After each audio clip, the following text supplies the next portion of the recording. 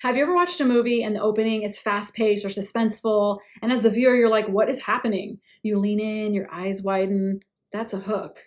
The film has just drawn you in as the audience, and they know what they're doing. They're keeping it interesting, and you are going to do the exact same thing with your essays whenever possible. Many times, the strongest essays end up reading like a film. The first few lines should immediately throw your reader into the mix. You want to describe an experience like it's happening right now. So remember when I was talking about the past action should be written in the present tense? That puts your reader into the action. Then you back up the timeline by a paragraph or two to explain to your reader what is going on. Think about yourself like the star you are. You are the main character. So make sure you appear early on in your essay. So just like in a film, your main character shouldn't appear 40 minutes into it. So you too should introduce yourself right away. Otherwise, you aren't a main character. You're making a cameo in someone else's story.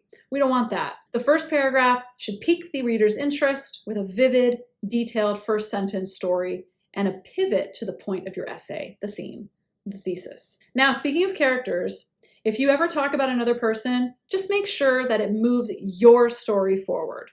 Sometimes it feels a little strange, maybe even a little wrong to talk about someone else in your essay. I hear that a lot from students.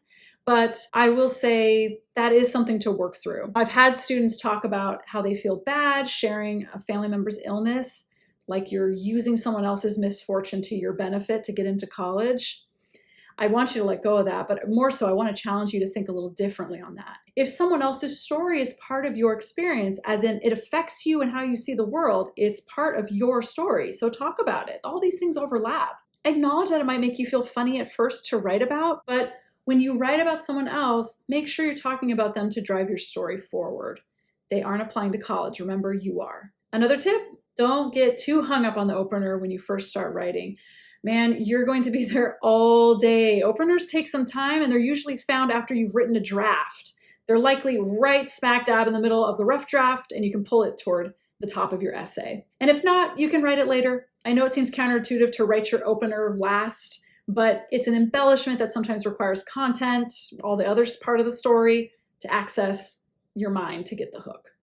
So let's look at some solid openers. The three openers I'm going to share come from a great resource, Johns Hopkins Essays That Worked.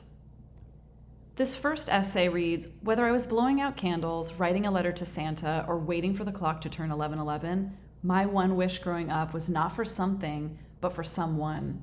Right away, you are wanting to know who, and you want to continue reading. Now, the essay does evolve to say that the writer wants a sibling, but they end up getting a dog, and the dog provides a lot of companionship for them as they feel lonely, not only as an only child, but as one of very few Asian American students in their town, and they discuss what that is like. This hook is much shorter, but very powerful. It reads, no, Dante, stop, think, and look at the entire board. Right away, you have your readers saying, what? What kind of board? What are they talking about? So it makes you want to read more. I won't go into more detail aside from just saying the rest of the essay discusses chess. Our final strong hook is this.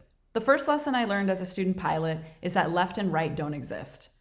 You're drawn in as a reader right away because the activity is just so impressive. What is this person, 16, 17-year-old? They're a student pilot. I need to know more. More so, I see this line of left and right don't exist, and I'm wondering, what does that mean? It's probably a metaphor for later.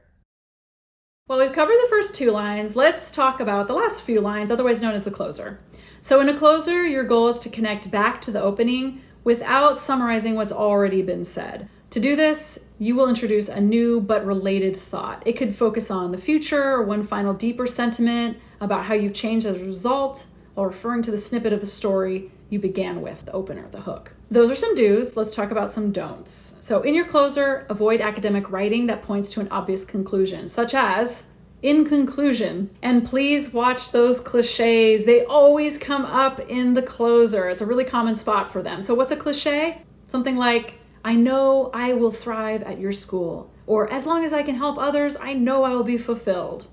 When you have an opener that incites something in the reader, followed by a lot of self-reflection, and finally a closing line that ties it all back together with the opener, oh my gosh, that's exactly where it's at. Your essay will be compelling and cohesive.